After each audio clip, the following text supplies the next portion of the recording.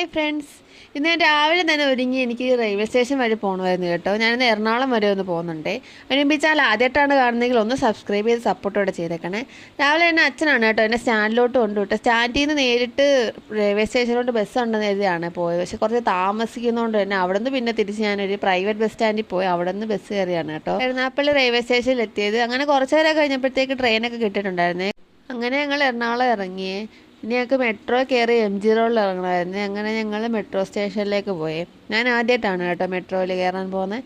അങ്ങനെ ഞങ്ങൾ കുറച്ച് നേരം അവിടെയൊക്കെ നിന്ന് കുറച്ച് കൺഫ്യൂഷനൊക്കെ ഉണ്ടായിരുന്നെങ്കിലും ഞങ്ങൾ കയറിയേ.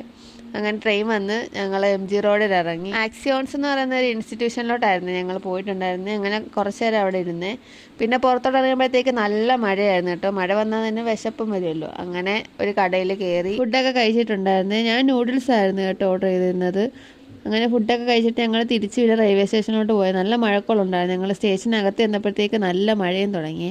അത് കഴിഞ്ഞ് തിരിച്ച് വീട്ടിലോട്ട് വന്ന് വരുന്ന വഴി പൊറോട്ടയും ചില്ലി ചിക്കനും മേടിച്ചിട്ടുണ്ടായിരുന്നു. അങ്ങനെ അതും കഴിച്ച് നേരെ കിടന്നേ. അപ്പോൾ ഇന്നത്രേ ഉള്ളൂ ഗൈസ്, ബൈ.